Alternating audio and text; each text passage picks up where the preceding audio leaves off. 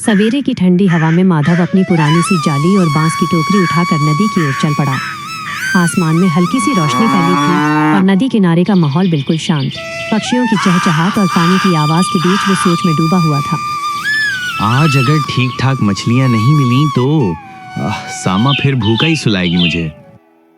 वो नदी में जाल डालता है और कुछ देर इंतजार करता है, पर जब उसे जाल खींचता है तो अरे बाप रे, एक भी मछली नहीं।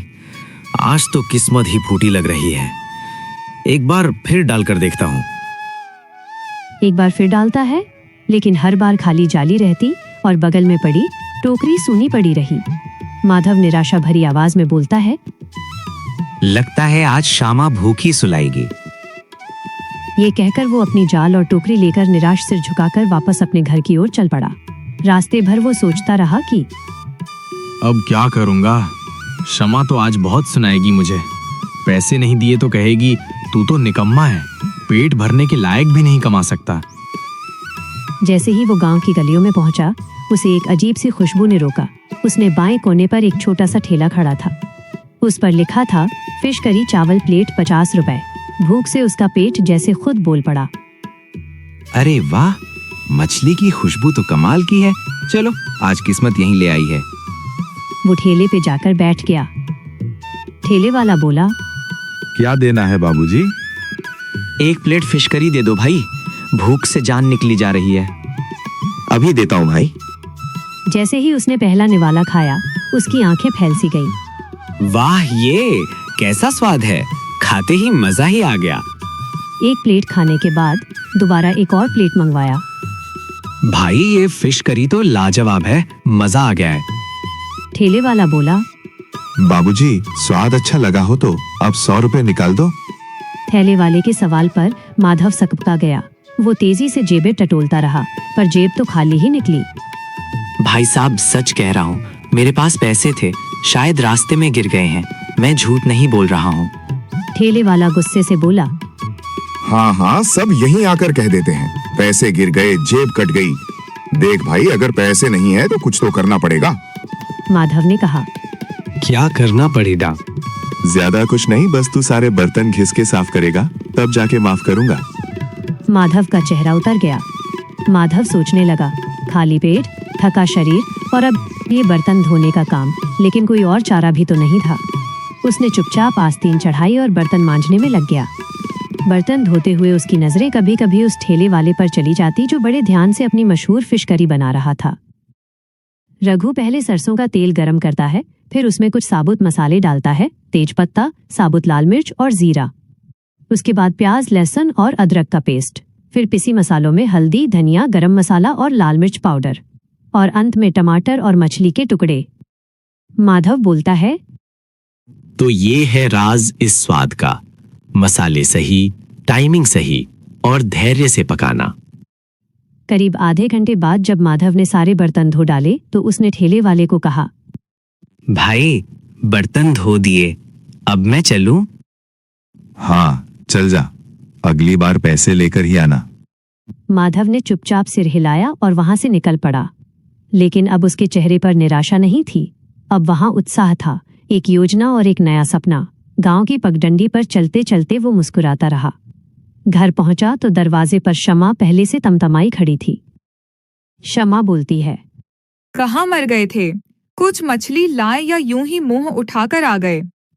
आज मछली नहीं मिली, लेकिन पैसे कमाने का तरीका मिल गया। सुनो। फिर उसने शमा को बर्तन धोने से लेकर उस फिश करी के राज तक सब कुछ बताया। शमा ने पहले तो शक से देखा, फिर बोली, अगर तुमने सच में वो रेसिपी समझ ली है तो कल से ठेला लगाओ। मैं भी देखती हूँ क्या कर सकते हो तुम। माधव के चेहरे पर पहली बार आशा की चमक थी। सुबह होते ही माधव पूरे जोश से तैयार हुआ। शमा ने उसे पुराने झोले में कुछ बर्तन और एक स्टव दे दिया। माधव बाजार गया और वहां से ताजी मछलियां, प्याज, टमाटर और सारे मसाले खरीदे। हल्दी, धनिया, मिर्च, गरम मसाला और सरसों का तेल। उसके मन में बस एक ही बात थी, आज कुछ बड़ा करने का दिन है। गांव के चौराहे के पास एक पेड़ की छांव में उसने अपना छोटा सा ठेला सजाया। आओ आओ, गर्मा गर्म फिश करी चावल खाओ, सिर्फ 20 रुपए में। स्वाद ऐसा कि उंगलियां चाट जाओगे। बगल में एक टेबल और 2 कुर्सियां लगाई, स्टव जलाया और मसालों को धीमी आंच पर पकाना शुरू किया। तेल में तड़तड़ाते मसालों की खुशबू धीरे धीरे पूरे आसपास फैलने लगी। कुछ ही देर में 2 राहगीर उसके ठेले के पास रुके। दोनों ने थोड़ा अचंभे से उसे देखा। तू तो नया लगा है। हाँ भाई, मैं नया हूँ, मैंने आज ही ठेला लगाया है। तुझे मछली बनानी आती भी है या यूं ही लगा दिया ठेला? हाँ भाई, आता है। एक बार खाकर तो देखिए साहब, अगर पसंद ना आए तो पैसे मत दीजिएगा। अरे वाह, चलो भाई 2 प्लेट लगा दो। माधव ने बड़ी मेहनत से तैयार की हुई फिश करी और चावल की 2 प्लेटें सजाकर उनके सामने रख दी। ग्राहक खाने लगे, लेकिन कुछ ही निवाले के बाद दोनों के चेहरे उतर गए। ये क्या है भाई? ना मसाले का स्वाद है, ना नमक ठीक से मिला है। मैं तो नहीं खा सकता। हाँ भाई, ये सही नहीं बना है। तूने खुद कहा था कि स्वाद ना लगे तो पैसे मत देना, तो हम तो नहीं देंगे। मत दीजिएगा। माधव चुप रह गया। उसकी आंखों में निराशा साफ झलक रही थी। ग्राहकों के जाने के बाद उसने खुद एक मछली का टुकड़ा चखा। हाँ, सच में कुछ कमी है। शायद मसाले ठीक से नहीं डाले, शायद वक्त कम दिया या कुछ और छूट गया। उसने बिना कुछ बोले सारी बची हुई करी समेटी और चुपचाप घर लौट आया। ठेला खाली, मन भारी। शमा कुछ पल चुप रही, फिर बोली, क्यों जी, कैसा रहा पहला दिन? लोगों को स्वाद पसंद नहीं आया? माधव बोलता है, शायद मैं कुछ भूल गया हूँ। सारी मछली वापस ले आया हूँ। ठीक है, हार मानने से कुछ नहीं होगा। कल फिर बनाओ, लेकिन इस बार मैं तुम्हारे साथ बनाऊंगी। माधव ने पहली बार राहत की सांस ली। एक हार से रास्ता बंद नहीं होता, ये तो बस सीख की शुरुआत थी। अगली सुबह जैसे ही सूरज की पहली किरण खिड़की से झांकी, शमा ने रसोई में झांकते हुए माधव से पूछा, सुनिए जी, कल आपने मछली पकाते वक्त कौन कौन से मसाले डाले थे और कैसे पकाया था?